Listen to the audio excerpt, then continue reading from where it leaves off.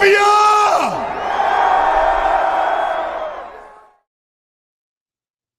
This is Eagles Talk on A2D Radio, and we are brought to you by Baggio's Bread, located in Mount Laurel, New Jersey, home of the best stuffed breads, tomato pies, sandwiches, cutlets, and meatballs, and also seaweed rolls for your cheesesteaks. Make sure you mention A2D Radio to get 10% off your in-store purchase. This is Chux, this is Brinks, this is PY. We will be joined as always, soon by Les Bowen. Gentlemen, not the mood or ending to this season that we wanted. But it's the ending that we needed. It's very well put. Very well put. And we will dive into a bunch of that stuff. But, yeah, we are here. The Eagles have been eliminated in the opening wild card round to the San Francisco 49ers. And we will dive into game and what lies ahead. What is next for this team as we face the offseason, the critical offseason for the Birds. So we'll get into that as we go on to the show. This is going to be a bit of a, I don't want to say fully lengthy show, but we have a lot to discuss. But at the top of the show, I wanted to first address that for those who are listening. Brinks is already up. He has some technical difficulties. That was a quick one. That was a quick one. But yes, we so this, for those who have been watching, this actually will be the final show of Eagles Talk. We are going to keep getting fired. There you go. This is the final show of Eagles Talk. The show will be discontinued. I will be focusing solely on Film Don't Lie throughout the week with Pete Evans. Brinks has his show Final Whistle, and I think he's also going to be Brinks and PY. Yeah, I'm going to be on Wednesday night. And yeah, I wouldn't call it the final show. This is going to be the final show for a while. I am going to reserve the right to launch an Eagles Talk episode when need be. Oh, that's news to me. Sounds good to me. It's, that's good. It's not cleared with anyone besides myself. So it's not cleared. I mean, it's open. Yeah. So that's my plan in my head. Gotcha. No, I hear you on that. Absolutely. So yeah, we will. It's gonna be the final show for me, definitely. So I definitely want to go out at least for the season with a bang on this show, and it did go out with a bang. Oh, it did go out with a bang. So a lot to cover, a lot to cover on tonight's show. Yeah, there is definitely a lot to cover. How are you so fucking happy? How are you not? Well, let's get into. Can I just go first? Like, well, can I save the poll question first? Like, can we please get to that first, and then we'll fall in line, and I have a litany of topics we definitely should be covering, and we will get to all of them before we end the show. But let's get into it. And PY, you can go first. So let me put the poll question up. The Eagles should move on from both Kevin Patullo and Nick Sirianni. Agree or disagree? Go ahead, PY. You're so eager to. I am. I'm very eager. So all day, I got bullied at work because I'm an Eagles fan, and all day they're just like, "Oh, you must be sad. You must be depressed. You must be suffering." And I'm like, "No." Like, I'm so happy this happened. Like, obviously, I wanted to win the playoff game. I wanted to win. I wanted to move on to the next round. But then that Mike Garafolo report came out to where if they won, KP was going to stay. And this was an atrocious loss. It killed me. But I got to think long term. Kevin Patullo is a cancer. Like, the longer he stays in that building, the worse it's going to get. The more you're going to have star players like A.J. Brown and Jalen Hurts just checked out. And I can't have him in my building anymore. I can't have him on my team. I can't have another yes man as my offensive coordinator. I can't do it anymore. And this whether or not should the Eagles move on from Kevin Patullo and both Nick Sirianni, that's a multifaceted question because it depends on what the viewpoint is. If Nick's whole thought process is, I'm willing to jettison Kevin Patullo, and I'm willing to do what I did last year, where I'll do what I have to do to make the team work and to make it successful, Nick gets to stay. If you're willing to basically admit we need to make major changes in the offense and your whole little system shit is out the window, and you're willing to bring in somebody who is going to change things up and switch it up and have more carte blanche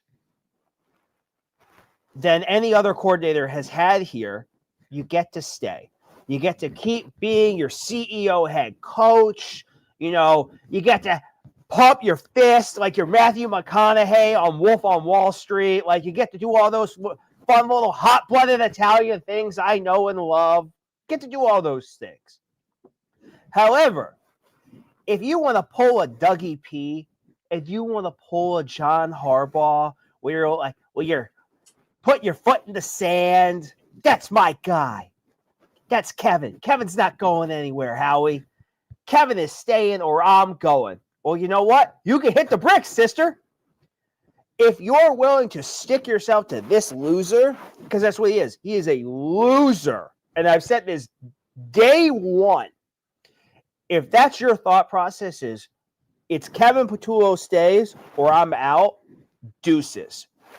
Bye-bye, sayonara, see you later. Don't let the door hit you on the way out. If you're willing to expand your viewpoint, expand your system, expand your offensive philosophies, and be more creative and be more willing to allow other options in the system and your play calling, all these other things, I'm willing to let Nick stay. Should they move on from both Nick Sirianni and Kevin Patullo? No. I think the major facet has to be Kevin. However, if Nick is not willing to play ball, anything is on the table. Okay, before Brinks you go, let's bring on Les. Hey, Les, how are you? Despite the game yesterday, hope you're doing well. I'm good. I just caught like the last few minutes of that rant there. That was epic. That was really yeah. So Brinks. So let's go to you. That should be fun. Full question. So the poll question is: should they move on from both Kevin Patullo and Nick Sirianni? That's a disagree. They should not move on from Nick Sirianni. Kevin Patullo, I don't expect him to be fired. I expect him to be demoted and someone else brought in. That's interesting. I don't think that Nick Sirianni is that dumb to hitch his wagon to the Kevin Patullo star. Because I think after they watched this film, especially yesterday, and Chux, have you watched the film yet? A good chunk of it, like all of the running game. I'll be locked in. I'll be locked because I was at the game yesterday and I hopped on for the last 20, 30 minutes of the show last night. Yeah. Shared my thoughts of what I saw live without watching any highlights or film. And I couldn't stomach to watch anything today because I'm, unlike PY, I'm just disappointed and just wallowing. Super upset. They don't have any. God bless America. But, I mean, Nick Sirianni, he's going to say he just won the Super Bowl last year. He's won a lot of games. And Tom put it really, really well last night that clearly there's a NovaCare Nick that everybody likes and the guys play for. And there's outside the NovaCare Nick that I cannot – I have a lot of issues with. That's well said, yeah. So, no, he shouldn't be there. But and I do expect resistance from Nick on demoting Kevin Patullo, but I think that Jeffrey and Howie are going to step in and do the right thing. And this guy just can't call plays. I don't really care if he's still in the building or on the staff. That's sure. You want to keep him there in some way, shape, or form? I'm okay with that. But he can't call plays. Like I don't care. That's not what you just said. I don't want him here as a play caller. If you're having him like as an assistant or whatever, and he doesn't have a major role, I'm okay with that. But I can't fathom a scenario where he's going to be okay with a demotion. That's just my thought process. Well, does he want to check or does he want to not? Maybe someone will get him as a head coach. I've heard rumors weeks ago that he was going to take interviews. I can't imagine anyone would give him a job after that slop yesterday. There's too many. And by the way, the players have a lot to they do with what happened yesterday. But I think the coaches play a bigger part. Les, sorry, I didn't. I'm good. That's okay. Go ahead. Les, yeah, go ahead. I'm good. I have plenty to say on a bunch of the other topics. My goal tonight is to put Kevin Patullo on the back burner because the chat's going to be blowing. He's obviously not good. So, but anyone out there who thinks that he's the only issue with why this team isn't playing football next week is sore in the head. Yeah. Go ahead, Les. I think we all agree on this. The question is, should they move on from both Patullo and Sirianni? Maybe they should, but they aren't going to move on from Nick Sirianni. Everybody's pointed that out, and why that's the case.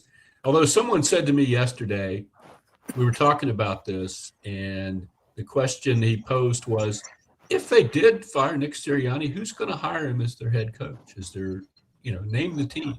And I couldn't.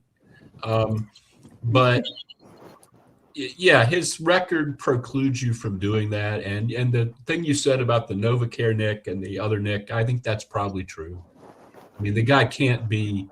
I don't know if you guys are too young. There was a movie long ago with Peter Sellers called Being There, about a guy who was really an idiot, but he didn't say much, and people thought he was like, they projected all these things on him. That's really not the case with Nick, I don't think. But, the Kevin Patullo thing, obviously, there's nobody in the world who thinks that that's going to continue or should continue. And I think Nick gave us the indication. I was thinking going into this, if they do lose, what if Nick does a Doug Peterson and won't consider? But you listen to the press conference after the game yesterday.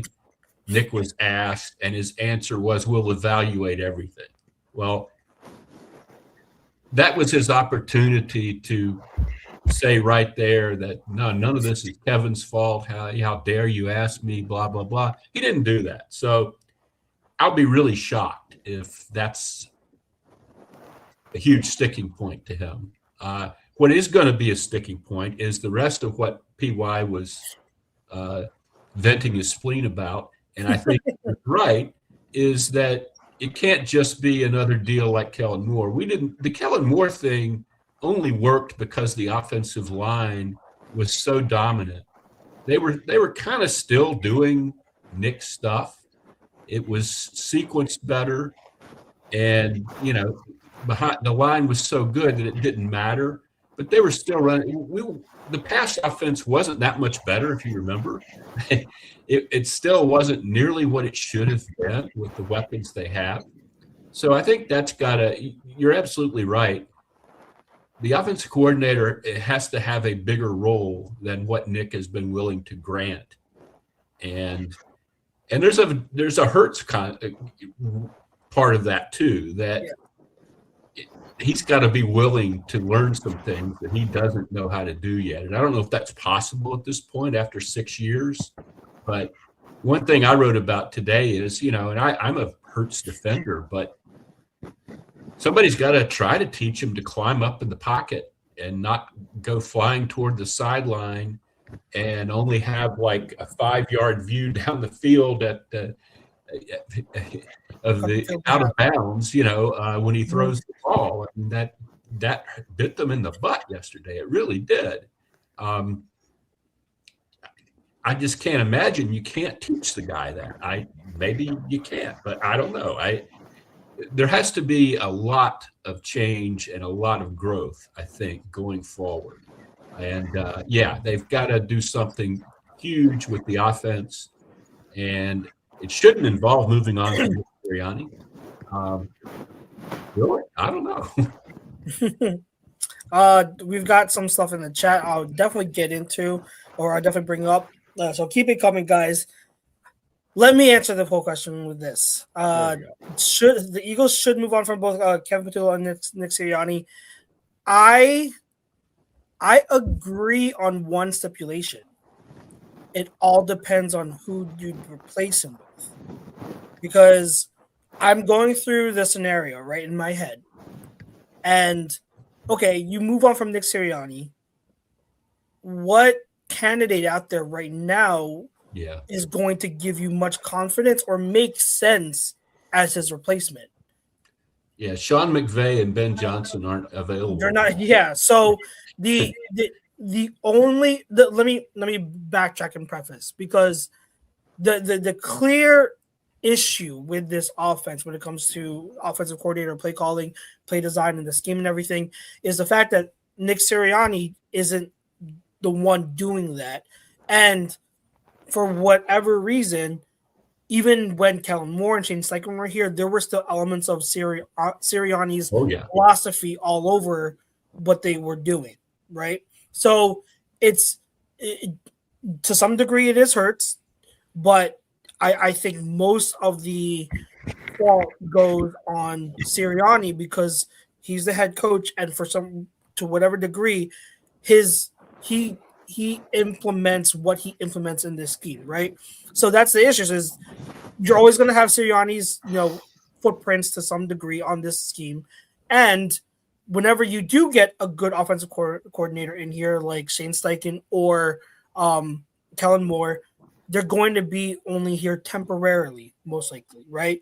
That's the main issue. You're going to cycle. It might not be 1 year, though. I mean, it might not be 1 year. It might not be 1 year. But doesn't get hired away after 1 year. Yeah. It might not be 1 year, maybe 2 or 3. But like that's the worry of. It's the same case for any head coach that doesn't call plays. Is right. The coordinators are going to get hired, right? So the lack of continuity. Teams do that. Successful teams do that. They move. They cycle through. Yeah. They cycle through. Absolutely. The thing is, like, the lack of continuity is one thing that everyone could argue that kind of plays a factor in Hurts' development as he gets into his 6th, 7th year, whatever. Is he doesn't have a scheme he can latch onto for consecutive years. So, all right. That's the problem, right? That's the overarching problem and big hurdle this offense has to overcome on a year-to-year basis. Okay, so how do you overcome that? If you move on from Nick Sirianni, you have to bring in a head coach that calls plays. Yep. Right? Can't be a John Harbaugh. Who is it going to be? For me, and I as I said, I went through the exercise. For me, the only possible name that could be viable is Clint Kubiak. That's the only one. Now, even if you look at Clint Kubiak, there are still concerns with him because from what I hear, and because I follow, because he's obviously the son of what's his dad's name now? Gary Kubiak, yeah, son of Gary Kubiak, and that Shanahan tree, right? They're all molded together. So I've followed him for quite a bit. The concern with Kubiak is that he doesn't really have like a demonstrative or a big personality. So people question, okay, can you be that leader in the locker room? Can you be a guy that rallies your troops, or are you just an offensive guru? So that's a concern. But if you're looking for an offensive play caller who's on his way up, that could be the next McVay, the next Shanahan, the next LaFleur, and any of that, Kubiak is the one you're looking at. But there's really no one else. People will say Stefanski, but here's the thing. You'd be moving on from Nick Sirianni, who has won a ton of playoff games, to Kevin Stefanski, who has won or has lost a lot of games. Yes. And he has also delegated play calling duties to his offensive coordinators at times. So that's not as much as people like Stefanski, and I like Stefanski, but that also has its warts. So what other names are there? Right. So should they move on from Nick Sirianni, like just in general? No, they shouldn't. You need a backup plan. You need a real tangible concept of what to do if you're getting rid of Nick. And my get rid of Nick scenario is pull lever in case of emergency type of situation, to where if he's pulling the Dougie P, he's pulling the John Harbaugh. I'm not doing that. Like, I'm not sacrificing another year. If they have the meeting and his hands end up around Jeffrey's neck, then that's probably, that's how you move on from that. But otherwise, no. Yeah. All right. That's the whole conundrum. So you're left with dealing with with the same situation. You're gonna have to find, and I forget who reported it. Was it who Les? I don't know if you know, but someone had reported that they're looking to bring in an experienced offensive. Schefter. I mean, Schefter.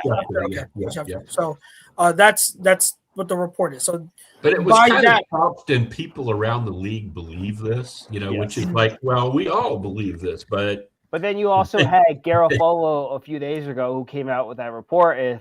If they won, that they thought KP would have been here long term. I have a hard time believing that, and I like Garofalo long term. I don't know. Kevin Patullo. That was one of my fears, that if they won the game, that Nick would use that as an excuse. Yes, 100%. To carry on, but I didn't get the sense that we've all seen the same season. If they had somehow blundered through that yesterday, would things be materially different? No. To me, they would not be, and I don't think they would be for Lurie or Roseman either. Yeah, I agree with that. Let's get to some of the chat, and then I'm going to move on to the next topic. But we've got some comments. Every coordinator has to dummy their system down to fit Hurts. If you brought in John Gruden, he will not mesh with Jalen. We don't know that. You're not going to bring in John Gruden, who's a racist anyway. Yeah. we've got some other comments that are. That's an asinine statement. Michael Christian says Hurts is the problem no matter what. Sure, yeah. So if he's the problem, how come it's worked with basically like? Yeah, he's terrible. Yeah. I mean, Jalen Hurts definitely has culpability in yesterday's loss. Yes, he does. Sure. He wasn't perfect in yesterday's loss. Crap about how he's the problem is ridiculous. It's not. Like, even as bad as 23 was, say whatever you want about his issues in 23. For the first 12 weeks of the season, he was the MVP of the season. He was the MVP of the year until it all went downhill. So if he's so bad that all these coordinators are hiding everything, right? It's like, amazing. It wouldn't be multiple coordinators, by the way. If you're this bad where you're being held together, you would have been held together by one guy, and it would have been Shane Steichen. And then once Steichen left, all the other guys, you can't mask it. Carson Wentz, in my opinion, to where, we know when Carson was with Frank Reich, everything was perfect and nothing could happen. And once he's back with Frank, everything's going to work. No. Didn't. Yeah. Well, that's true. But with Hurts, even yesterday, he frustrated me yesterday. But was he the reason they lost? No, I don't think so. As per usual, the Eagles went away from everything that worked in the first half. Yeah. And the offensive line stopped run blocking. Yep. Abruptly. Let's run on 2nd and 18. Let's run on 3rd and 13. And let's commit penalties so that we're always in 2nd and 18. I mean, to the point that every offensive coordinator dumbs down their system for Jalen Hurts. Well, I mean, Jalen Hurts should be an agent for offensive coordinators because he gets every one of them. All he does is get people hired. Right. Shane Steichen is a head coach. Kellen Moore is a head coach. Brian Johnson is an executive assistant or something on Washington. Like, he could probably find somewhere else and be an offensive coordinator. Do we have any other good chat comments? What was that? What did you say, Les? Yeah, we got. Do we have any other good chat comments? Yeah. So we got some stuff about Nick Sirianni. Mystic Misfit says, I think Nick would have to miss the playoffs if he can. How could you move off him? He's been every single season, and even a crappy offense still won. But I mean, Chux, we talked about it on Film Don't Lie. The way he conducts himself outside the NovaCare complex, like, he gives himself a short leash when things go wrong. Yep. I am fine Like, with yes. Complete I don't mind check saying at that. times. Yeah. Like in Buffalo, when you have 0 completed passes, I know. your offense that you have your fingerprints all over gets 16 yards in 30 minutes of football. I don't care that it was raining. And then you go out, and that's what you give me in a home playoff game on a team you're significantly more talented than. And and we're going to talk about A.J. Brown. I'm going to talk about A.J. Brown a lot tonight. And you go over, the guy drops a ball. He probably feels like complete crap. You know he's a weirdo. You know he's a jerk off. And you run over to him and seek him out and just alienate him for the rest of the game. The team was not the same after that interaction. That's true. That's true. Certainly the passing game that AJ didn't catch a pass after that. I think he had one target. The ball that hit Dom in the belly was the only AJ target after that. Yeah. No. He had second half targets. He had drops in the second half. I watched him. He had one, I think. He had that quick slant that You're right. Not a quick slant. It was kind of like a half slant, half post kind of thing where Daly was the only dime Jalen Hurts threw all day.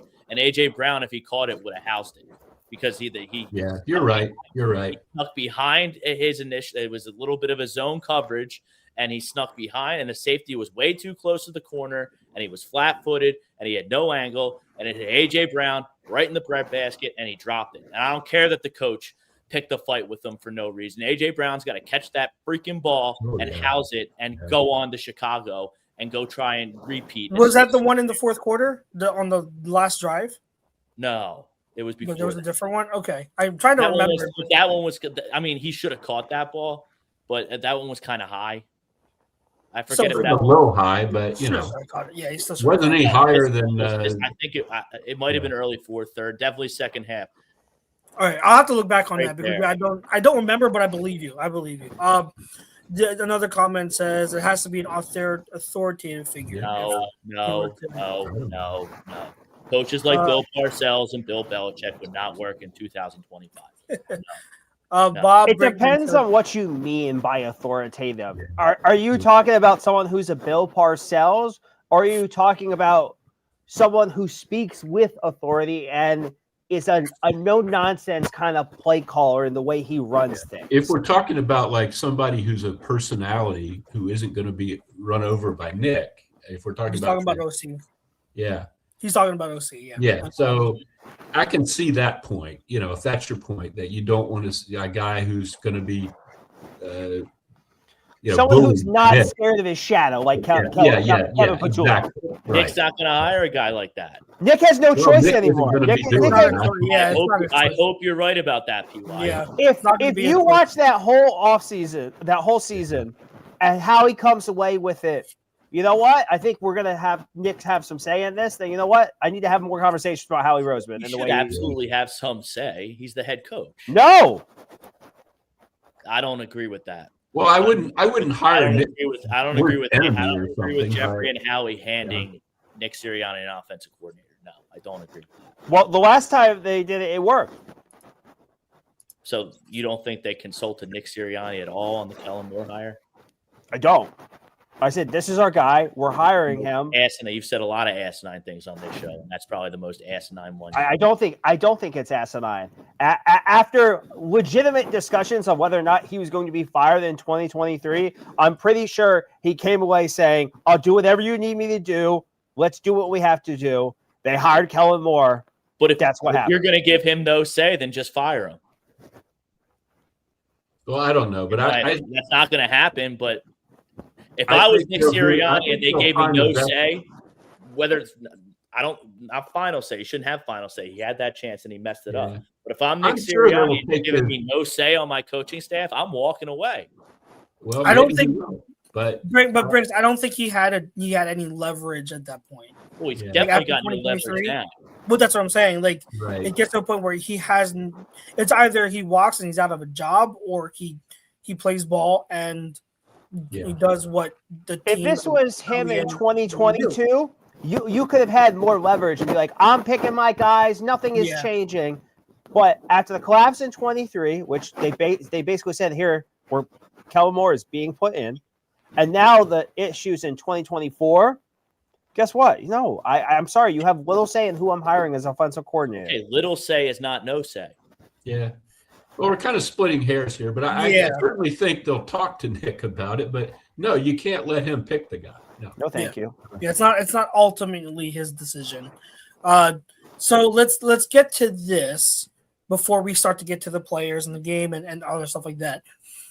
If we're talking about, because I think it's inevitable that Patullo is going to be gone. Give me names. My top guys that I want are Mike McDaniel and Todd Monken. Those are the top guys I'd want. Well, give me other names if you don't agree with those, or if you have someone else in mind. I think Cliff Kingsbury is going to be in play. If God, I almost throw up. I think he's going to be in play. I mean, he Can was me in and play. Chux just do our own weekly show if they hire Kingsbury? I don't even have to talk. You said give names. I mean, he almost got hired here before Kellen Moore. They interviewed him, and they went with Kellen Moore. This is the thing. They interviewed him. People assumed that they were considering him. I'm of the mindset that they interviewed him and said, no thanks, you're too similar to what we did in 2023. I'll pass Cliff Kingsbury, who I talked about briefly on the show last night I was on. I have no names for you. I'm not there yet. I'm still digesting. Okay. I don't have any. How about you? Other than that they need a new play caller. Yeah. I don't know. I as a reporter, and I'm never in the press conferences anymore, but I write off of them sometimes. Mike McDaniel would be a lot of fun. Yes. For me personally, but I don't know if he'd be a good hire, but that would be interesting. And I do think he knows a few things, even though he's kind of a weird guy. I think he's a weird city. Smart guy. It'll be interesting having a smart guy in there with Nick. But I don't know. I'm not at a point now where I really spend a lot of time looking around the league at hot young names and stuff. I don't know. People talk about this guy the Rams have. Was it Shield Case or whatever his name is? What is he doing? Or is he a quarterback's coach or something? I don't know. But They definitely need somebody who is established, as you know, who has an established system and who is a personality, you know, who can kind of counterbalance Nick's personality. I'd be surprised if he wasn't hired as a head coach this year. So I've seen some people discuss this, and they're like, "Oh, it can't be anyone new," and I think it's wrong, and if we don't go out after someone who's never called plays before, I would entertain the concept of someone fresh and who's a first-time play caller, in a sense that just because maybe there's someone out there that we were not thinking of who could be a really good play caller in this system. My whole thing is I don't want somebody who's coming in who's going to share exact philosophies like Nick Sirianni. Oh yeah, which is one of the big reasons why the Kevin Patullo thing just didn't work. Yeah, you're right. I was having a discussion with a coworker about this. Like, if I trained under you, there's a chance that instead of me learning all your good qualities, I could be learning all of your bad qualities and only picking up the things I shouldn't instead of the things I should. Or just that the two of you together is going to be like one of you. It's too like-minded. Yeah, exactly. Like no matter what you come up with, it's all going to be the same thing. Are you cheating? No, we just have the exact same brain, and sometimes that doesn't work. Like I'm like Chux. Like I really like the Ravens guy. Mike McDaniel would be a lot of fun. Obviously, this would never happen, but I would be really interested to see if Lincoln Riley would have any interest in coming here. Oh. Okay. Like it's a long shot, but I think that would be a lot of fun, and I think he would be able once again to get the best out of Jalen. It's funny you say you like the thing about like similar mindsets and everything, which I totally agree with. But that's exactly why Cliff would not work out. This is why we should not want Cliff Kingsbury. Saying I was so against it 2 years ago, and I'm adamantly against it now. No thanks to Cliff Kingsbury. The other person that I've had two people now in the comments bring up. Big Sheet says Dable. That's something that makes a lot of sense. Yeah. Angry Bear says Dable. Yes, that's not stupid. Yeah, that's a And good sometimes you'll just do better as an OC. Like sometimes when you're not in charge of everything, you're a genius. Yeah. Look at McDaniels. He's a genius. However, once you stick him out of that booth, he's the dumbest thing since sliced bread. Yeah. I wouldn't say the dumbest thing since. I'm sorry. Have you seen Josh McDaniels as a head coach? Oh, I thought you meant Mike McDaniel. No. Oh, okay. Josh. Okay, Josh. Okay. You can pick either his Denver stint, Chucks, or his Raiders. Oh no, I agree. I thought you said Mike McDaniel, so that's yeah. I agree with you there. McDaniel's an interesting one. I don't like him as much as I like Monken and McDaniel, but I don't hate the choice. I don't hate that choice. That would make some sense. So like it would. That's another solid name. Somebody from the Bears, maybe. I think who is it? The offensive coordinator of the Bears. I think he needs another year under Ben Johnson. He's but still also green. Maybe you could lure him away and be like, hey, you're going to get to call plays. You're going to get to put your stamp on it. I'm not sure if you know this, but usually when you call plays for Jalen Hurts and you don't suck, you get head coaching jobs. Yeah, it's possibly. I don't want to yank someone that's not ready yet. That's my point. Right, Maybe he is ready. Someone that's not ready, if you get someone that's not ready, and it could all just still fall apart. Right. Because I think in general he needs another year under Ben Johnson. Because remember, he's not the one calling plays. I know. I've heard people bring up Frank Reich, and I wouldn't do that. I think that's you don't. Now, if you wanted to add Frank Reich to the coaching staff, as like an advisor or something, I'm all on board with that because I can't get away from like people with good opinions, good football knowledge in this football room. I think another interesting concept would be Scott Loeffler. He's someone who's in the building, but is not of the Nick tree and Nick mindset. I don't know enough about what he would want to do, offensively. Would it be that different? I don't know. He didn't have much impact here this year, whether that was his fault or not. Yeah, I think Loeffler's a long shot, but it's not crazy. It's crazy. My job: interview everybody. Yeah, you have time to now because you're not going to the Super Bowl. When are we going to let Brooks talk about A.J. Brown? Yeah, we absolutely will. Like when we get to the when we get to, you know what? Let's do this. All right, I'm going to switch up the topics because I had the third topic to be this one, and then stay or go be the next one. But let's flip it. Stay or go. Let's go to this. All right, so I'm going to read off names of the Eagles free agents this upcoming offseason. At the end, I will name that particular player that we're talking about. I'll get to him at the end, but I want to go through free agents first. All right, and then we'll go around the horn. Les, PY, Brinks, and then myself. We'll say if we think the Eagles should keep them. Or if you want to answer however you want. If you want to say what you think the Eagles will do, or if you want to say what you would do, then however you want to answer it. But first off, Reed Blankenship. Les. Oh, we're going to do this one guy at a time. Okay. Yeah. It's a nice guy to have around, but you've got so many people you've got to pay. I don't see that happening. I think Makuba will be healthy. I think Epps was just fine. After he came back, he's going to be cheaper than Blankenship. Assuming somebody wants to pay Reed Blankenship, no. I don't care whether he comes back or not. I like him, but no. Yeah. PY. He's like, okay. Brinks.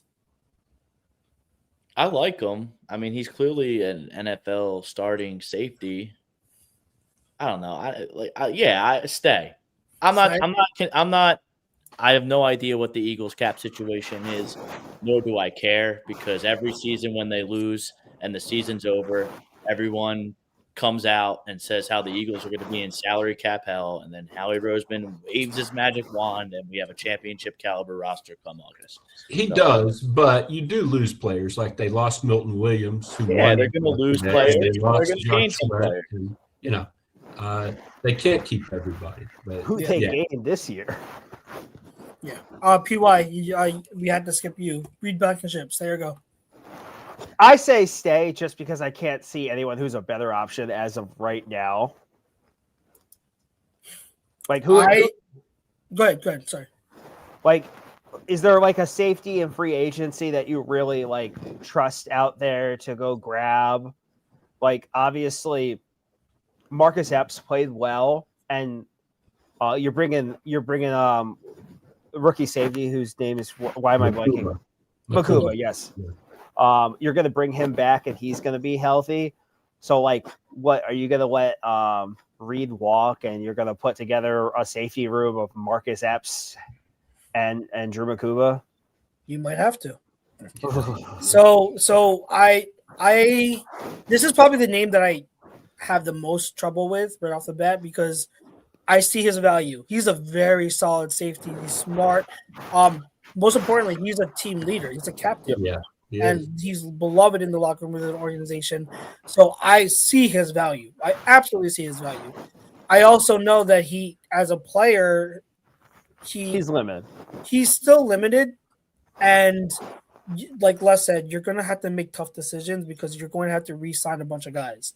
Or extend a bunch of guys, including, your decision on Jordan Davis. And then Jalen Carter's coming up, so on and so forth. And there's another guy on this defense I think I'd prioritize, which we'll get to. So it's tough. I would have to say go. And it would break my heart, but I would have to say go on Reed Blankenship. Nakobe Dean, linebacker from Georgia. Les, there you go. Well, I hope he stays, but he actually wouldn't be my top priority. He's got to go. Nakobe Dean has to go. I unfortunately, he has to go. Well, there were two things that really helped the defense after kind of a shaky start, actually, for the defense this season with all the changes in the offseason. One was Jalen Phillips, who's the guy I would prioritize. He's got to stay. The other was Nakobe Dean, and especially as a blitzer. I would hate to lose him. Obviously, they drafted Jihad Campbell and they want Jihad Campbell to start. I don't know. I mean, Vic Fangio played Jihad Campbell one defensive snap yesterday. Which is a problem. I don't know about that. I would love for – what is the market going to be for Nakobe Dean? I mean, that's the other part of this question that where we're talking about these guys. He's been hurt a lot. Is somebody going to give Nakobe Dean a lot of money? I don't know. I think the way he played. I think the way he played is going to get. I'm not going to say like he's not going to get like a mega contract, but I think he's going to get paid. I think a team is going to offer him something pretty significant because linebacker market in general is always shallow. So to get someone who impacted the game like Nakobe, he's going to get a deal. And after paying Bond, I don't know that they're going to pay another veteran linebacker when they got a first-round pick. Exactly. So let's say you contemplate bringing Nakobe Dean back. What is the plan for Jihad Campbell? I don't know. Like are you making him an edge guy? Are you gonna like try and do like a trio? Like what's the concept? Obviously, the only way you look at it right now is I love Nakobe Dean. I've been his one of his biggest supporters. But if you really believe in Jihad Campbell, which I hope they do still, because he did have a good rookie year. He obviously Nakobe coming back kind of put the kibosh on a lot of stuff. Mm-hmm. But unless you're planning on using Nakobe a little bit differently next year as you did this year, and letting Jihad kind of be a mixture of things, I don't know how you keep Nakobe. Yeah. Brinks. He's going to have to go. Can't keep everyone. I'd rather keep Reed Blankenship than Nakobe Dean. Yep. I agree if I had to choose between two. Yep. Yeah, Nakobe's got to go. I said the writing was on the wall last year. His play kind of made me second guess. But at the same time, you drafted Jahad Campbell in the first round. Yep. Super high. They were willing to trade up to like the 20s. 23. 23 to get him. So they think highly of him. Yeah, two It's different possible- teams tell you no Yeah, before you found the Chiefs. It's possible he didn't play a lot just simply because they saw Dean was playing at a high level and they were like, we got to play Dean. He's a veteran. He knows what to do. He's going to make They it needed the pass rush, frankly. and they need the yeah. So it's possible they just went with who is the current better player. But if we're talking long term, he's got to go. Okay, Jalen Phillips. Stay. Yeah, we were talking about this on the post game show. You know, whatever used to be Comcast. You know, the post game show with Barkan and Jaworski and all those guys. And I was really shocked. They went through this list and none of them suggested Phillips. And I was like, what? Fell off in the playoffs. I'm reading the comment here. Well, the hell. Yeah, I mean, that's because he was in a sleeper hole. That was one game. I thought I thought they were in huge trouble on the edge when this season began, frankly, especially after Nolan Smith got hurt. Nolan Smith never really got back to where I'm all that excited about, you know, him being a double-digit snack guy or anything like that. I'd sure as hell keep Jalen Phillips unless somebody's going to pay him $100 million or something. I'd be all over that. I mean, I thought he was real solid. He's 27 years old. It's not like he's some older guy that, you know, that's going to be washed up. I would prioritize that if it were me. Yeah, Angry Bear says stay, but I don't think we can afford him unless he wants to play for Vic and take a discount. Yeah, nobody can take any that discount. Yeah, yeah. And Jalen Phillips fell off in the playoffs because he was in a sleeper hold the entire day. Him, Jalen Carter, Nolan Smith. They refused to call penalties on the San Francisco 49ers because all the money in Las Vegas was on the Philadelphia Eagles. You're telling me they played 60 minutes of football yesterday and the Niners only cheated once? I do not think so. Penalty. And the one penalty they called on the Niners was kind of debatable, actually. Yeah, that was even debatable. Well, Jalen never gets those calls. Yeah. No, I was shocked. I was like, oh, they're gonna pick this up. Yeah, I think Vegas, hey, you got no penalties on the Eagles, so like let's try and make it like a little bit believable. So we can make our money. Everyone, all these gamblers like me, lose on the Eagles. Yep. But I mean, Jalen Phillips, I just agree with everything Les just said. Let's move on. You disagree or you agree? No, I agree with everything you just said. Oh, you agree? Okay. Yeah. Top priority. Yeah, I agree. All right. So the next one, I'm going to skip a few because they're obvious like goes. I'm not going to go through all like. AJ Dillon, stay. Please no. They'll make me throw up. All right. Dallas Goedert, stay. How? I mean, he's old at this point, and if he's going to get a lot of money, I mean, it creates a hole, but I kind of think he's got 1.5 feet out the door, and I think he was going to get a lot of money. He blocked. I think he would have got it last year, Les. I don't know. I think a team would have traded for him. He missed a lot of time last year. Yeah, last year he missed time. This year he didn't. Which I didn't. I was so tempted to say after the regular season ended and be like, Dallas Goedert did it. He played a whole regular season without getting injured. But I also didn't want to jinx it because if he had gotten hurt in the playoff game, I would have hated myself. But yes, he stayed healthy the whole year. This is one where I would give him like a 1-year extension. Yes, if he wants it.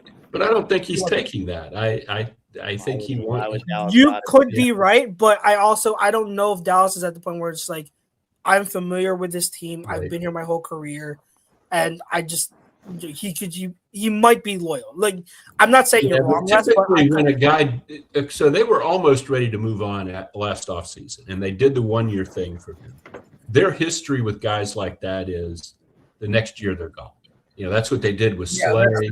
Yeah. I just don't see it. I wouldn't be against it necessarily. I would want him to block next season if he's around, but I don't think it'll happen. I'm pretty I sure do want the another blocking. tight end.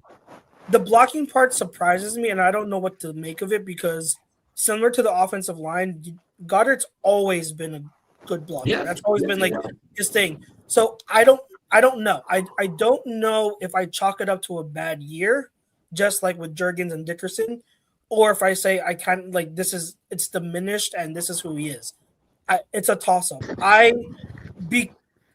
Because I am who I am, and seeing how the offensive line also kind of deteriorated, I'm willing to say it's one bad year. Yeah. Because it wasn't just him; it was multiple players that regressed this year. So I'm going to chalk it up to that, but it's very possible his blocking has deteriorated. So if it really has, then that makes it harder to want to keep him.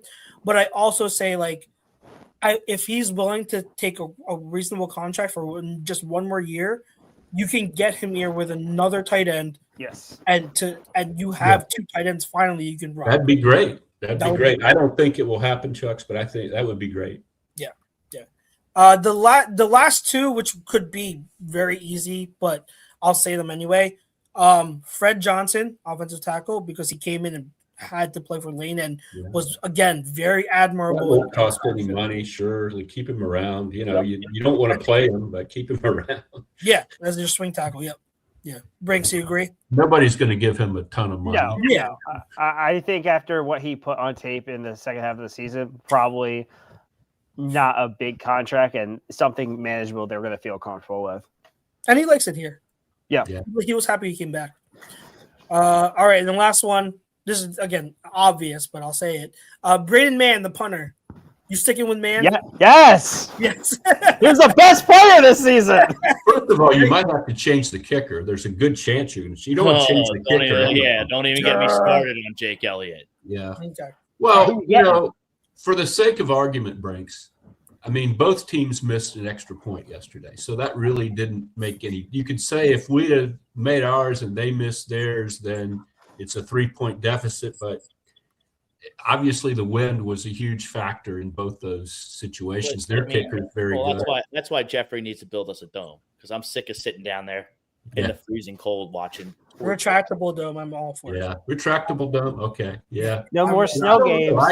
Jake is the best kicker in the history of the team, and there are a lot of teams. There are a lot of teams that end up. I know they're going to do it, but I'm just saying there are a lot of teams that they got this guy getting out of his van one week and another guy getting out of his van the next week, and it never gets solved, and it's never any good. And you don't want to because you get rid of the one guy doesn't mean the next guy is going to be any good. We see it all the time.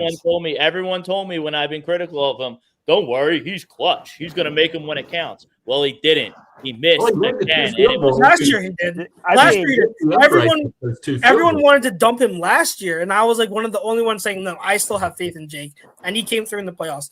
This year did feel different. I will admit. Like when you saw the misses, I was like, yeah, I think Jake is. He makes too much money for a guy who's missed a lot of kicks. Yeah. Yes. Well, guys, he wanted to take a huge pay cut. You're tying the game. You're tying the game in the last. You don't need a touchdown. No, I hear you. If he makes that kick. That's why I'm saying it's two missed extra points were at the same end. They were on the 95 side, which is the end where I sit. Yeah. The other end, he hearted both of his kicks, as is the other guy. That's the end they were going to try and win the game. But they were easily within his range on that end of the field. The win was clearly, obviously worse on my end of the field, and I'm still falling out from that win, by the way, so I can attest to that. So, cool. He made a bunch of field goals last year after he missed a bunch of kicks in the regular season, and everyone said, see, he's clutch. He'll make him when he matters. Well, he didn't.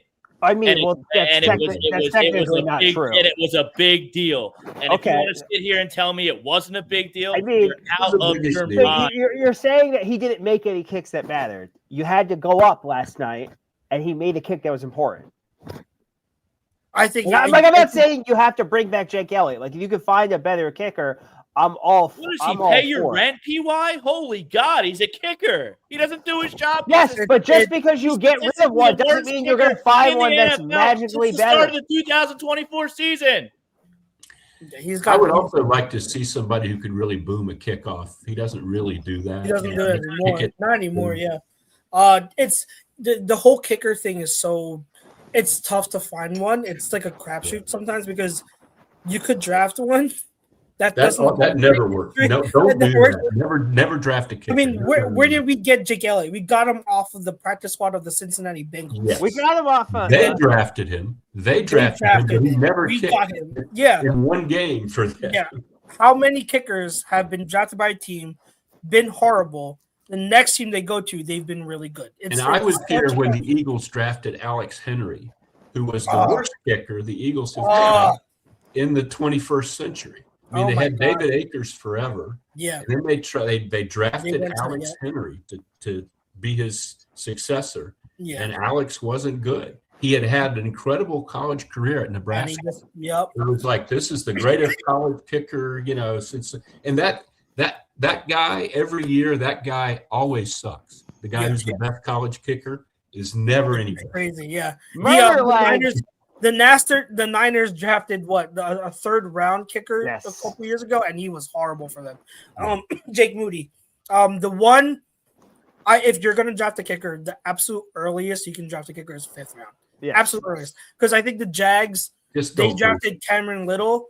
I think Cameron Little was a 5th round pick, and he has the record for the longest 2 field goals in definitely 3. Although he missed a field goal in their and loss. He missed a field goal. Yeah, ironic, 67, right? 68, and 70. But he missed a much shorter one in their loss to Buffalo this week. Now they're not playing anymore. Yeah, and how crazy is Brandon Aubrey? We'll move on from kickers after this.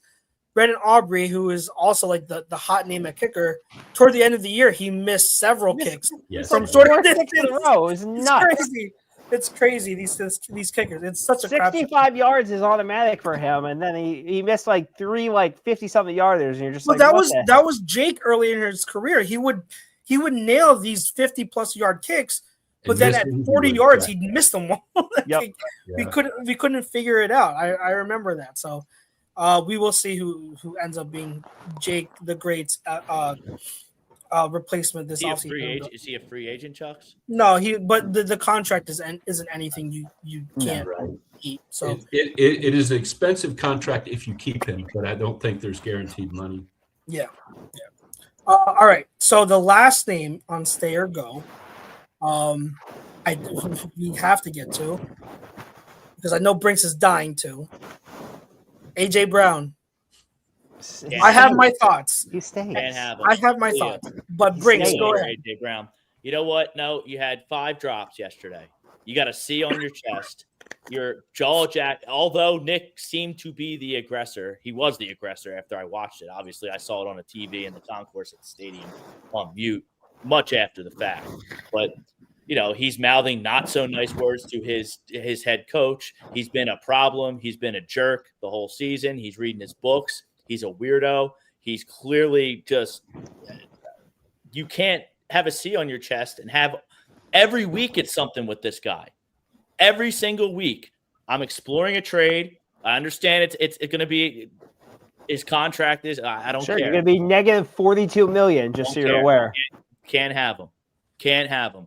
Don't want him. Can't have a negative $42 million cap hit on a wide receiver. I don't care what the cap. He cannot be on this team next year. You can't. He had more tweets than catches yesterday, and he had more drops than tweets. Can't have that from your captain. Sorry. I don't think he's tweeted. Can't have it. Yeah, he hasn't tweeted in a month. Everyone understands what I'm talking about, though. We do. And, if it weren't for the massive cap hit, I would probably be right there with you.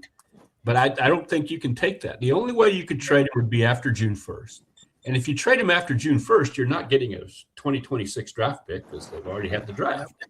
You're getting maybe a player, but are you going to get value at that point? No, you're not going to get value because of the contract no matter when you trade him. I get it. and you create a huge hole in your offense. I get it. Got a plug. Well, you need an Then offense. you You're need going to have to offensive replace him linemen with a right and lesser left. talent. You're going to have to replace him with a lesser talented guy that you're going to have to scheme open, which this current coaching staff cannot do. So here's what I hope. Figure it out. I'm done with that. I hate what he did this year. I mean, I was with him when he first pointed out the problems with the offense. I was like, yeah, he's right about that. But then he half-assed his job for the rest of the year, and I'm not okay with that. I mean, they could have won that game yesterday if he had just applied himself and really gone all out and laid out for balls and, done his job. They could have won. And I don't like it that he did that. I think what you have to do, this has happened again and again. Deshaun Jackson had an entire season that he tanked because they didn't give him a contract. And it eventually got Joe Banner fired because Andy Reid was really pissed that he had a season that was tanked because Deshaun Jackson didn't get a contract. Deshaun Jackson stayed, though. You have to deal with this stuff. If you get a new offensive coordinator and a different system, there it is. Bring him back into the fold somehow. That's easier to live with than getting rid of him this year, I think. Yes. And I don't like it. I was hugely disappointed. You really have to wonder about a guy who says winning the Super Bowl wasn't everything he had hoped it would be, and it didn't really fulfill him the way he thought it would. But I think he's just too big a part of the team to replace and take a gigantic, humongous, bigger than Carson Wentz salary cap hit. Yep. Yeah. I think that one, I don't like people keep going back to the fact they keep harping on AJ hates Jalen. I don't think AJ hates Jalen. I think it's very evident the fact that he was dapping them up in the locker room, and they're fine. They're fine. Their relationship is fine. It's nothing to be really that worried about. I think the issues, as we've seen, are with mainly Kevin Patullo and the scheme. If you want to include Nick Sirianni in there, fine. Include Nick Sirianni, like the run-ins and stuff. But at the end of the day, I think that the major issue is he knew right from the get-go that the scheme, the play calling wasn't going to work. And they had to do something, and nothing was ever done. And because of that, I think you have a lot of offensive players who just kind of just were – I don't know the phrase of the word I'm looking for, but it's you press, you either press or you – it's hard to do your job when you don't have faith in what you're doing. You know what I mean? So, I think plus the dead cap hit factor – I expect him here in 2026. I'm going to believe he will be an Eagle until the second that the report comes out that he's officially traded. Agreed. Till then, I am believing that he's going to be here. And I said it during the season. I'll say it again. It's going to take AJ Brown doing sit-ups in his driveway, shirtless, for me to want to get rid of him. Let me figure out how to use artificial intelligence and make a video of him doing that. Well, that would be AI doing it, not AJ. So I will put up with it because I believe that at least for one more year, if after the next season, if things go sour again, then you can get rid of him. You can get rid of the last year. But this is right now. I'm not getting rid of the guy. The other side of this coin is, are we looking at physical decline, or is it just a guy who was unmotivated? Now, he's not really old enough to have physical decline, but he sure didn't get any separation from anybody all year. It's a bit of a concern. I don't know if it's a huge concern, but it's something to keep in the back of your mind. Yeah, absolutely. I mean, and I defended this guy a lot this year on this show. Yeah. But yesterday, I can't have that yesterday. I agree. I hear you. I'm not going to defend AJ's performance yesterday, but I'm also not going to let his performance yesterday dictate my feelings and viewpoint on him long term. Did he have that good of a season? I mean, really? Did anyone? again, Good point. Anyone on offense did? No offensive player made the Pro Bowl or it's All Pro. just like firing a coach. What's your 2020. next Well, move? All Pro, not all. They did stupidly make the Pro Bowl, but no one made made an All Pro team, first team or second team. So no one had a good season on offense. True. No one. So it's that's what I'll say to that. That's what I'll say to that. To end this segment, all right. Last but not least, I want to end the show on a positive note. We're gonna go around the horn. Okay, as always, Les, we'll go you, the P-Line, and Brinkman. Are we going to go over to Patullo's house with eggs, or how are we going to do That this? sounds great. That sounds fun. Name one, I'll call silver lining, but pretty much one positive you take away from this Eagles season that you can hang your head on and be like, okay, like at least we did this, and it's something positive they can at least take into next season. Well, honestly, if you'd have told me at the start of the year that Fangio would be able to overcome all those changes on defense and still have a really good unit, and I know it wasn't great yesterday, but it was good enough yesterday, really. It was good enough, yeah.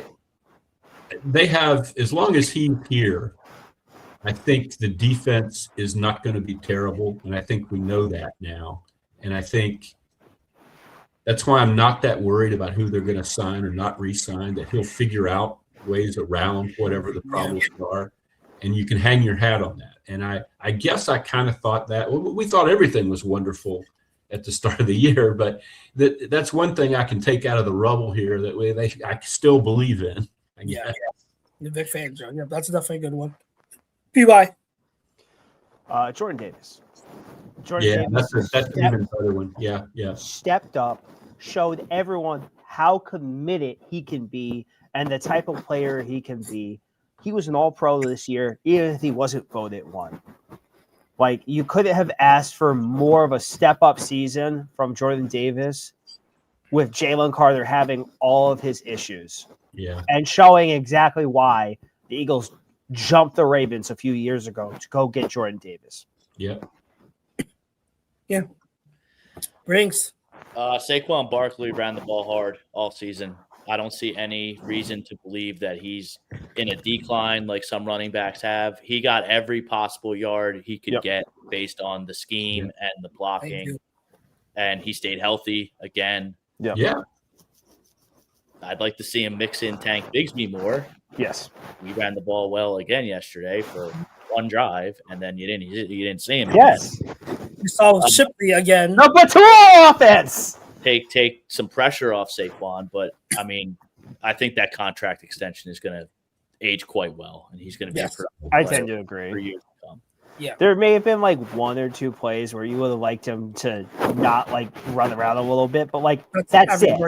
Like, I know, but like that's what I'm saying. Like it's so minuscule. Like there's nothing there really for him to do, because every time he would get the ball, he's tackled, getting hit. They knew every single play he was running the ball. It wasn't like they were doing it on Sunday. They were pointing out the run plays because they knew it was coming, because it's so freaking predictable. So every run that Saquon got, it doesn't matter if it was a yard or 45. He fought every inch because he was getting nothing with that offensive line. Yeah, this is why I don't know if, like, for those of you who are on Twitter, I one of my pet peeves this season is whenever I see someone say, "Oh, Saquon regressed. Saquon is dancing too much in the backfield." I've seen a few idiots say Tank Bigsby's better than Saquon. I wish Saquon had the time to dance. It's the stuff really irritates me when it comes to Eagles fans, and they're always looking. Tanner McKee and Tank Bigsby got to play all the time, the world would be so much better. Oh, so much better. They always go. Oh my God, we just got that guy who stands in the pocket and someone who doesn't dance. We're gonna be perfect. It's so incorrect analysis with Saquon, because. And I'll touch this. I'll say this, and I'll say my silver lining. But with Saquon, last year there were some runs where he was bouncing it or doing a little too much. Why did no one talk about it? Because he was running for 2,000 yards. Yeah. Because like he would offset those plays with explosive touchdowns almost every game. So no one cared that he was missing. He was having one or two bad runs a game. Like no one cared. But because this year, because the offensive line is bad and he's unable to rip those big runs, now everyone's going to spotlight those 1 or 2 plays and say, oh, he's regressed, which is totally not true. And like I said, every running back can make a mistake. Like Derrick Henry, Christian McCaffrey, Jonathan Taylor, Bijan Robinson, Jahmyr Gibbs, they have bad plays. So he's Saquon, just because he's not perfect doesn't mean he's still not elite. He is still the same. I'm glad you brought that up, Brinks, because he is still the same Saquon. The offensive line just wasn't there this year. So that's that. And my silver lining was going to be the running backs. I don't even remember a time where we had 2 running backs of this caliber. Like, I'm trying to think back. It's good. I don't think we've had like Saquon obviously is elite and in the conversation of like best running back every single season.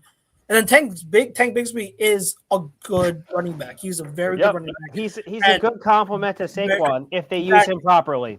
I don't remember us having a 1-2 punch at running back that we do with Saquon and Tank. And I'm glad Tank is here. We have him for another year because I'm excited to see what they can do next season. And what Tank will be here full year, an off-season program and all that. So I'm excited for that. I really love the fact that they had this 1-2 punch. I just hope the next offensive coordinator will give Tank carries and touches. I think Tank needs to be. He needs to take all of Shipley's reps. He needs to. Shipley needs to just be a special teamer. So, they give the ball more to Will Shipley. No. Have you thought about that? They just give the ball more to Will Shipley. Fine last year. I don't know what the hell. He regressed really badly, I guess. But he played in games that matter. That was the problem. I think the fact that you don't have an offensive line that's dominant anymore kind of showed that like he's nothing special. Right. He's just a guy. He's just a guy. So, gentlemen, any final thoughts? Either from the game, from the season, anything that you want to touch on before we get out of here? Go draft, go! I would just say that it is probably better that they lost yesterday than losing this next week in Chicago, because we don't have to listen to all the crap, about that they weren't that close, and it's apparent to everybody that they weren't that close. And as painful as it was and as unnecessary as it was, they certainly should have won that game, especially after George Kittle went down early. And I could do another half hour on how Shanahan eventually pivoted to throwing the use check on some of the things that he would have used Kittle for, and you never see the Eagles do anything like that. But that needed to happen. And, that in the long run, it's probably for the better. Yeah. Our quarterback needs to find his legs again. Yeah. Yeah, that too. Yeah. He had no. Does he need to find the legs again, or does the offensive coordinator need to figure out how to use him properly? Both of those things. I think it's both. Yeah. It's both. I lean more toward the offensive coordinator, but it is both. I think I was having a conversation with someone on Twitter, one of my friends on Twitter, about it because he was saying the same thing. But I think that it's hard for me to fully criticize Jalen for not using his legs on scrambles, because one of the things that I wanted him to improve on was throwing downfield when he's outside the pocket. So I can't tell him, okay, you make sure you throw downfield when you're outside the pocket, and then criticize him, say, hey, you need to run when you're outside the pocket. Like, there are times where he should have just taken off. But I think he could have had 100 yards rushing yesterday, Chux. I get that, but at the same time, I think Dan Orlovsky had this stat. I was trying to look it up real quick, but here it is. I found it just time. Number of times the OC ran Jalen Hurts by design, excluding the tush push. In 2024, it was 96. In 2025, this year, 41. So less than half of the design runs for Jalen Hurts this season. Yeah. So that's significant. That tells you all you need to know. It's mainly the offensive coordinator, even though Jalen does have culpability in that But why can't he just take off instead of just extending to the boundary, and then either throwing it away or throwing a stupid 3-yard completion on third? Because of what I just said. I mean, like, it's not. I'm not applying this to every play, because there are some plays where, probably he's just taking off. But what do we say when it comes to passers is you need to extend and keep your eyes downfield to make a play downfield, because that's usually the better process than just using your legs. I get that. That's Hurts, probably the better if process. If Hurts is going to Jalen Hurts. Hold on. If Hurts is going to develop as a passer as his career goes on and his athleticism regresses, he's not going to be able to just run around all the time. Nobody. So it's like a two-headed sword. I get your frustration, and you are correct to a level. I definitely agree there. But all I'm saying is I need him to also continue to be better as a passer. That'll be something I'm going to continue to harp on. But Les said it at the top of the show. It's year 7. What do you think he's going to develop? You think you can develop it later? There are plenty of quarterbacks later in their careers, in their 30s, that change things and get better at things. You ask, this is okay. I know this is like, it's an unfair comparison. I'm just the first thing that came to mind. Tom Brady wasn't the same passer in his 30s as he was in his 20s. Okay. Peyton Manning had to alter some things in his game as his arms started to deteriorate. There are Randall Cunningham, you covered the Eagles a long time. You know the development of Randall Cunningham when he was an Eagle compared to when he was a Viking. When you get older in age, there are things you absolutely can learn as a quarterback. You have to. It's more. The game becomes more mental than it does become physical when you get older in age. And you can learn that. I got news for you out there. Jalen Hurts is going to be out of the league quick when he loses his legs. I disagree. If he doesn't progress as a passer, absolutely. As a passer, absolutely. Randall Cunningham had a cannon. Jalen Hurts does not have a cannon. Yeah, but Randall Cunningham also wasn't as accurate as Jalen Hurts. It wasn't as smart as Jalen Hurts, early in his career. So I mean, when it comes to Jalen Hurts, he has shown that almost every season in his career he's progressed and gotten better.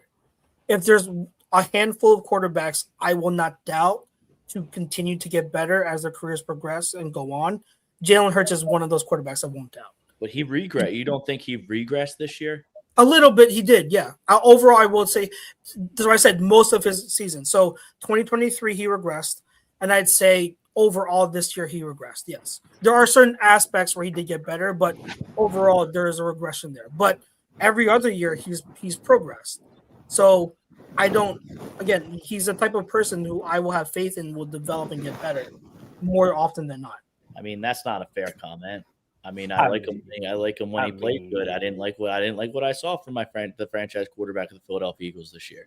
He had his moments, sure, but it was a very underwhelming season by Jalen Hurts. I think it's also hard to develop when your scheme is that limited. Yes. That's just But is the scheme limited because of Jalen Hurts? No, it's a high school. It's a high school offense, and anyone who watched football this year says that. Mina Kimes, I understand. I said it. We've been talking about it for an hour and a half. I get it. I think okay. Briggs, I'll say this. Are there certain aspects of his scheme that you can't call overall because of Hurts? Yes. Because he has limitations in terms of what he can see and what he can process. 100%. Is this scheme, is it this limited because of Hurts? No. Because this was all-time bad. You're talking about like high school bad. Like this is a high school scheme, high school offense. They called the same 4 plays on that last year. They called 4 verticals, 6 of the 10 plays against cover 2. You're talking about an all-time That's Madden offensive play calling, and when it's that bad, it's hard to put faith in any offensive player. Really I watched a high school coach comment on Twitter about it. Was like, I used to call these plays on Friday nights. Yeah. Go look up the ratio of hits routes this offense ran. 48 on Sunday. 48 hit plays, bro. It's unreal. So you don't call that many. Maybe there are limitations for Hurts, but not to this degree. Like you can't put this degree of limitation and say, oh, it's because of Hurts. No, like Hurts. If you've seen Shane Steichen and Kellen Moore's offense, he can do that. That's like. And what they were able to do with this scheme was mountains better than what we said. Even Brian Johnson put together a better 12 weeks. There might come a day years from now when we say that we're ultimately disappointed in Jalen Hurts' career, but we're not anywhere near there yet. No. Yeah, 100%. Yeah, Angry Bear says that they ran the same formation the entire drive. Yes. 2x2 sets. It's very, very bad. It's Can very only bad. go up from here. Yeah, but to bring to your point that you made at the beginning of the show, top of the show, everyone has culpability with this. Yes. Everyone. When things are this bad, no one is blameless. Everyone has blame. I agree with that. Yeah. 100%. So Jalen has his blame. Saquon, the offensive line, AJ, Smitty. Thought everyone has a portion of blame in this. If I'm gonna put a ratio on it, like most of it is Kevin Patullo and Sirianni. So that's that. Anything else, guys? Any last words? Well, it's been fun with you guys. Thank you. It's been so much fun, guys. I thank you guys, and for those who tuned in later on the show, this will be the final episode of Eagles Talk, at least for now. I am handing over the controls to Brinks. Brinks might bring it back up every once in a while for certain occasions, but I am focusing all my focus is going to be on Film Don't Lie, and I will be on there with Pete, and then we will have occasional guests on. So you'll see these guys on the show every once in a while when Pete and I have them on. So it's been a lot of fun. This show has been on for 2 years now, and I've enjoyed every second being on here Monday nights with you guys. Even if it cuts down to me watching Monday Night Football, I enjoyed it. This will not be the last time I do shows with you guys, like I said, but to be consistently on here every single week with you guys has been a privilege. Les, thank you so much. I mean, I don't think we could say enough, like you spending over an hour with us almost every week. As someone that, as we were all growing up, we looked up to you. Yeah. And it's always surreal to know that, hey, I know Les Bowen, and he's one of the nicest guys out there. So it's good not to be forgotten. When you go from reading someone's weekly column every week to doing a show with them, it's literally like a childhood dream at times. Yes. Yep. Oh, thanks, guys. I appreciate it. Absolutely. I've enjoyed your perspectives. It's been very interesting and very useful to me. Yeah. Thank you. I appreciate it. And we've learned a ton from you, from being able to speak to you as, being someone that's been inside the organization for so long. And your perspective has really brought into light, how it changed how I view certain things. So thank you so much. And like I said, Les, I'm going to be hitting you up to every once in a while to join us on Film Don't Lie. So please do. Yes. That won't be the last time we do shows together. But guys, thank you so much. It's been an honor. It's been a pleasure. We will be on scattered throughout other shows. I'll be on Film Don't Lie, like I said. PY and Brinks will be on Wednesdays. That's like a party. They always have so many guys on there. So adding Brinks and PY will certainly add to the noise over there on that show. So make sure you catch them on Wednesdays, and Brinks also has his shows on Fridays as well, the Final Whistle. For the rest of us at A2D, our sponsor, as always, Bajo's Bread. 10% off your order when you mention A2D Radio. So for myself, for Brinks, for PY, and for the great Les Bowen, we are signing off one final time from Eagles Talk. Guys, it's been a great season. Don't forget, no matter what, we all bleed green. So go Birds, and we will see you later. Take care.